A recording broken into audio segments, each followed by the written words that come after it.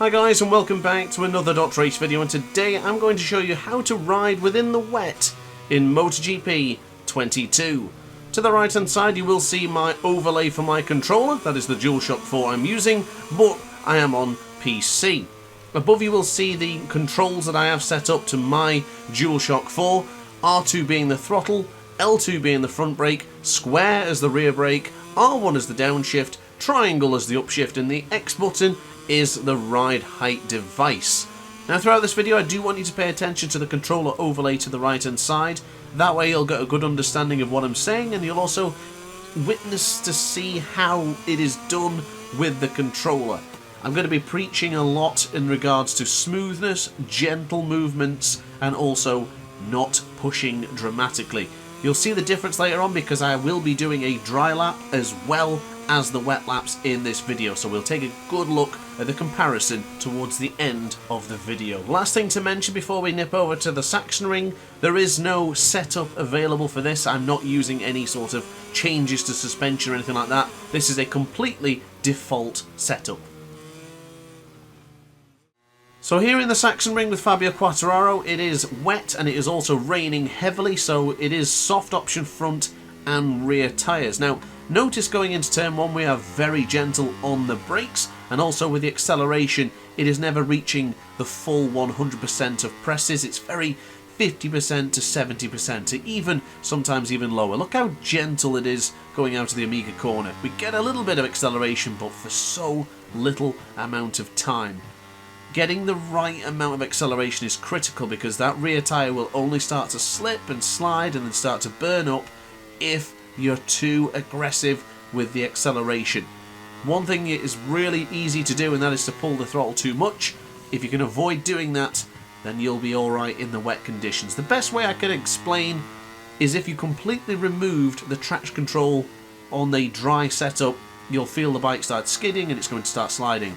That's how you need to treat it, as if you were using zero traction control but in the wet. Now my usual electronics is TCS at 2, anti-wheelie 2, engine brake 4, and then power setting is whatever as it goes. But for this one I do implore you to move the traction control up by 1. It will stop that sort of sliding and slipping you get if you're still balancing a nice smooth acceleration. But across the line, that is the first lap complete. I want you to pay attention to the braking going into the first corner. Not full brake, not full slamming it on, because going full brake in this sort of conditions will send the wheel a little bit slippery. Getting a brake on there, you could hit a wet patch and you could start sliding away or possibly even crashing. So hitting the brake fully is not ideal in these wet conditions. Now in some of these corners in the dry lap, which you'll see later on, I do tend to hit the front brake quite firm in some corners, but you can't really do it in the wet conditions. If you're going to use a bit of brake to sort of correct the corner, then just use a little bit. So as we go into the left hand side here and then to the next left hander, we need to be extremely precise with the brakes here. Nice firm brake and then completely remove it. Going too hard on the brake, going on an angle in the wet conditions will send you straight down to the floor, so just be really careful there. Going to cut across the rumble strip here and you see the bike slide. One thing I can really stress to you today is avoid the rumble strips at all costs within these treacherous conditions. Getting onto the wet parts, or at least coming from the wet and then going onto a wet rumble strip, is going to cost you a lot of time. It's going to rip up the tyre and it's also going to make them overheat. So just be very careful when it comes to the rumble strips. So now that has been taken a look at, let's have a look at the dry conditions. So into turn 1 we'll go after the long straight, and as you can see, a lot more aggressive. The brake is being pressed much firmer and we can really trail brake as much as we possibly can. You're going to see the comparison in a moment, and you're not going to have that full trail braking or quite aggressive braking style within the wet conditions. So as you see then going into turn 1, halfway, 75%, a little bit towards the end there, but we have to release the brake somewhat as we get closer to the apex of turn 1.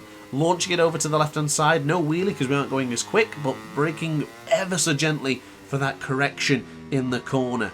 Now coming into the dry condition, you can see everything is a little bit more aggressive, it's a more concentrated, it's done purposely rather than being more gentle and relax. But now coming into the left-hander, this is a great point of emphasis with the acceleration. Very gentle with both sides. It's going to be the same for both, even the wet conditions and the dry. But going into the wet again, we'll then take a look at these very difficult left-handers and how much trail brake is getting used in the corners. It's almost minimal compared to what we did in the dry. It's the same for the right trigger as well. It's just getting pushed ever so gently and pressed quite rapidly rather than just pressing it full, trying to get that balance of bringing the bike on and without it spinning up the rear. So this left hand side here to turn 8 is going to be a dramatic difference. Very confident going into turn 8, and the same can be said to going into turn 9.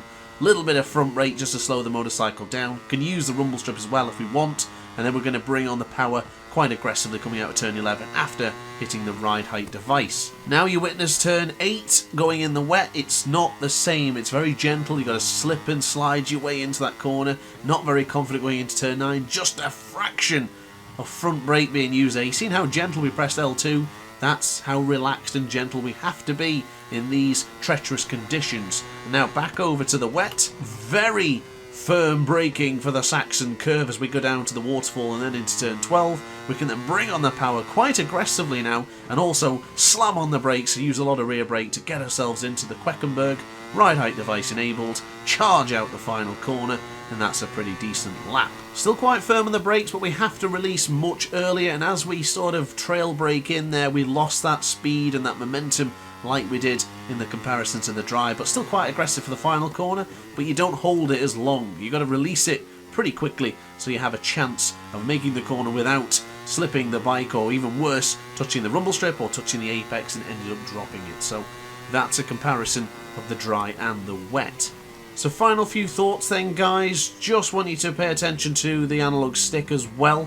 Final bit to notice is just that it's got to be really gentle movements. You might find that I push forwards and backwards a lot to try and balance the rider's weight. Very gentle maneuvers, but also with purpose. Rather than flicking the analog stick or just pushing it aggressively, it's pushed in a sort of clock-like way, following in the angle as if the rider was leaning with the analog stick. You've got to be pushing it in naturally rather than just flicking it around. If you have that sort of flick, it is the worst thing you could do with bike games, and especially in these wet conditions. You're just going to find yourself slipping and sliding, and it'll be so imbalanced that you'll just end up crashing. So just pay attention to that as well. Eager on the throttle is never going to work in the wet. Once again, be very gentle. Increase your traction control if you need to. Change electronics on the fly. You have the ability to do so, so give it a try. But guys, that is it from me. I do hope you enjoyed this video, and I really do hope it's been helpful. If it has, then let me know in the comments section down below. If you want to see more guides like this one, be sure to let me know in the comments as well. And finally, be sure to hit the like button, comment and subscribe for a lot more DrAce content. And finally, if you want to become a DrAce member, you can do so by clicking the join button on the channel. But upon that note, guys, thanks for watching. Ciao for now. Oh hi, didn't quite see you there. Good to see you're still here. If this video didn't quite sate your appetite, then why not watch some more DrAce content by clicking the video shown on screen now. Furthermore, if you would like to follow me on social media, you can do so now with the links down in the description. Consider subscribing so you don't miss a single DrAce video.